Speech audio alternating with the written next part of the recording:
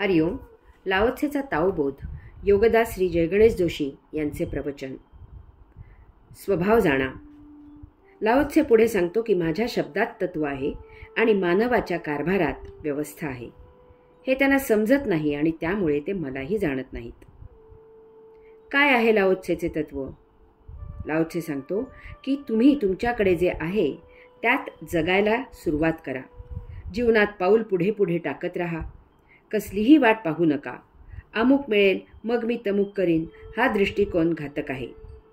खाईन तर तुपाशी नाही तर उपाशी अशी विचारसरणी ठेवाल तर ते तूप हाती येईपर्यंत आयुष्य संपत येईल.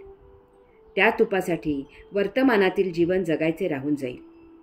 सारे लक्ष भविष्यावर ठेवाल तर जीवनात फक्त धावपळ होईल.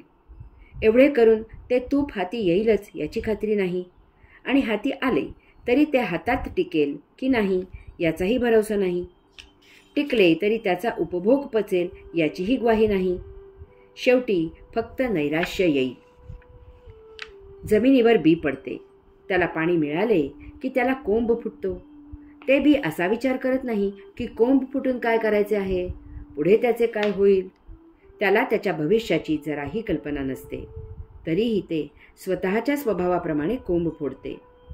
पुढे यथाकाळी त्या कोंबाची वाढ होते आणि त्याचा वृक्ष होतो. तो डवरतो, वाढतो. त्याला पाने, फुले, फळे येतात. तो आनंदाने वाऱ्यावर डोलू लागतो. बी असताना कोणी सांगितले होते हे भविष्य? भविष्याची पर्वा न करता स्वभावाप्रमाणे आचरण केल्यावर त्याचे आपोआप जे मिळायचे ते फळ मिळते. यास्तव लाओत्से सांगतो की स्वभाव जाणा, स्वभाव जगा. काय आहे मानवाच्या कारभारात व्यवस्था? मानवाच्या जीवनात एक नैसर्गिक व्यवस्था आहे आणि नियती त्याचे व्यवस्थापन करत असते. प्रत्येक जीवाच्या जगण्याची व्यवस्था नियतीकडून अगोदरच झालेली असते. मग त्या जीवाचा या जगात प्रवेश होतो. ही व्यवस्था आहे हे गृहीत धरून प्रत्येकाने जगायचे आहे. त्या व्यवस्थेत बदल करायचा नसता खटाटोप करायचा नाही. मानव त्या व्यवस्थेत बदल करायला जातो आणि त्याचे डमरू वाजते. धड त्याचे आयुष्य नियतीच्या व्यवस्थेने जगले जात नाही आणि धड त्याच्या स्वतःच्या बदलाप्रमाणे ते जगले जात नाही. मग तो निराश होतो. वर हा मानव आश्चर्य व्यक्त करतो, मी एवढे कष्ट घेतले आणि तरीही माझ्या वाट्याला दुःख का? अरे मूढा, तुझी मुंगीची ताकद आहे आणि तू हत्तीसारखा ओंडका उचलायला का जातोस?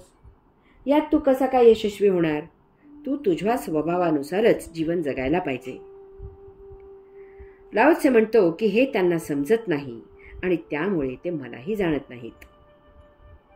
मानवाला त्याचा स्वभाव समजत नाही आणि तो ही नियतीची व्यवस्थाही जाणत नाही. यामुळे दुर्दैवाने त्याला लाओत्सेही उमजत नाही. ती नजर असेल तरच. लाओत्से ओवीची सांगता करताना म्हणतो की अशा प्रकारे फार थोडे जण मला ओळखतात, म्हणून मी त्यासाठी कष्ट घेऊनच जाणला जाणारा आहे. यास्तव योगी अंगभर पायघोळ कपडा घालतात आणि अंतःकरणात मात्र बहुमोल ठेवा जतन करतात. मला अनेक जण विचारतात की माझे गुरु कोण? काय उत्तर द्यायचे? शिक्षणासाठी 12व्या वर्षी घर सोडले. तोपर्यंत त्या कोवळ्या वयात वडिलांचे जे योग संस्कार झाले त्या शिदोरीवर वाचन, मनन, विचार आणि लेखन या चौकात बैठक घातली. तो चौक हाच माझा देव्हारा, तोच माझा गाभारा. तेथेच डुबकी मारून झिरपून जे दर्शन होईल तोच माझा साक्षात्कार. यामुळे कोणा विशिष्ट गुरुचा गंडा नाही, टिळा नाही आणि माळही नाही. जवळून गेलो तरी कोण ओळखणार? डॉक्टर वसंतराव देशपांडेंना लोक विचारतात, वसंतराव आपले घराणे कोणते, आपला गुरु कोण? कारण कोणाच्या नावाने उसासे टाकल्यासारखे त्यांचे गाणे नव्हते. त्यांचे गाणे म्हणजे दऱ्याखोऱ्यातील झंझावात होता. कसा कोणाला आणि किती झेपणार आणि किती समजणार? त्यांच्या नातवाने चिरंजीव राहुलने तीच परंपरा पुढे सुरू ठेवली आहे. सूर स्वरांच्या राज्यात तुफानासारखा कोसळत रसिकांना चिंब भिजवत असतो. कसली घराणी आणि कसले कोण गुरु? त्यांना ओळखायचे म्हणजे त्यांच्यासारखेच त्या दऱ्याखोऱ्यात झोकून द्यावे लागते. बादशहा बिरबल बरोबर फिरायला गेला होता. तेथे नदीकाठी एक महिला प्रसूत झाली. नदीच्या पाण्यात तिने स्वच्छता केली. नवजात तान्हुल्याला झाडाखाली ठेवले आणि ती पुन्हा पोटासाठी काम करू लागली.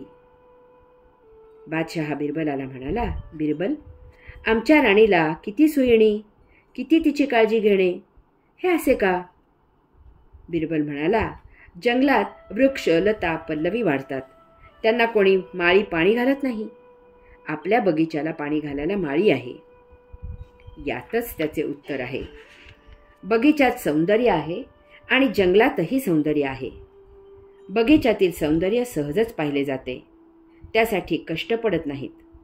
परंतु जंगलातील सौंदर्य पाहायला, ते जाणायला आणि ते पचवायला ती दृष्टी असावी लागते.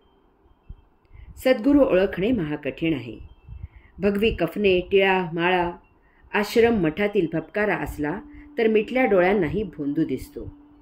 परंतु सर्वसामान्य जनात राहणारा गुरु उघड्या डोळ्यांनीही ओळखणे महाकठीण आहे. त्यासाठी कष्ट घ्यावे लागतात. कसोटीला उतरावे लागते. ती दृष्टी यावी लागते आणि जोपासावी लागते.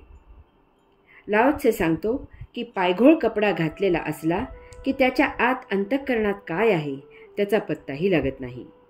सारे लक्ष त्या कपड्यात अडकते. परंतु त्याच्या आत अंतःकरणात अस्सल हिरा असतो, आत्मा असतो.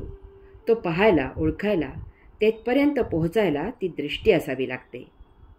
यास्तव लाओ त्सेला ओळखणे महाकठीण आहे. हरिओम.